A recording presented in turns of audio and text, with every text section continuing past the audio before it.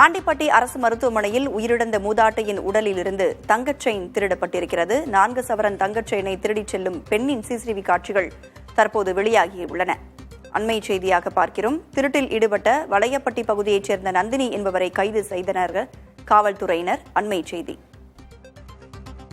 கூடுதல் விவரங்களோடு மலைச்சாமி நம்மோடு இணைந்திருக்கிறார். மலைச்சாமி, விவரங்கள்.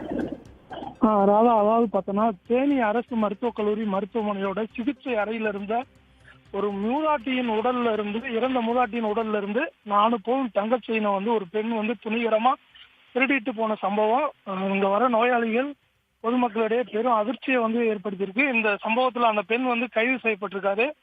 அதாவது பாத்தீங்கன்னா, போடி அருகே உள்ள, தேனி மாவட்டம் போடி அருகே உள்ள எஸ்எஸ்புரம் பகுதியை சேர்ந்த கமலா என்ற மூதாட்டி, வயசு 82. இவங்க உடல்நலக் குறைவால கடந்த சில தினங்களுக்கு முன்னாடி பாதிக்கப்பட்டு தேனி அரசு மருத்துவக் கல்லூரி மருத்துவமனைக்கு சிகிச்சைக்காக ஆம்புலன்ஸ் மூலமா கொண்டு வரப்படுறாங்க.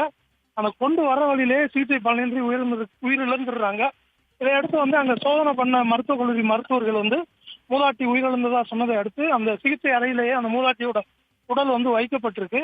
அந்த பட்டப்பகலே அந்த நேரத்துல பாத்தீங்கன்னா, அங்க உறவினரோட சிகிச்சைக்காக வந்திருந்த வளையப்பட்டி, தேனி அருகே உள்ள வளையப்பட்டி பகுதியை சேர்ந்த நந்தினி என்ற பெண் துணிகரமா அந்த அறையில இருந்த மூதாட்டியோட உடல்ல இருந்து, அந்த கழுத்து பகுதியில இருந்து 4 பவுன் தங்கச்செயினை துணிகரமா திருடிட்டு போயிருக்காங்க. இதையடுத்து அந்த மூதாட்டியின் மருமகன் காணவழக்கு காவல் நிலையத்துல புகார் கொடுக்கிறாரு.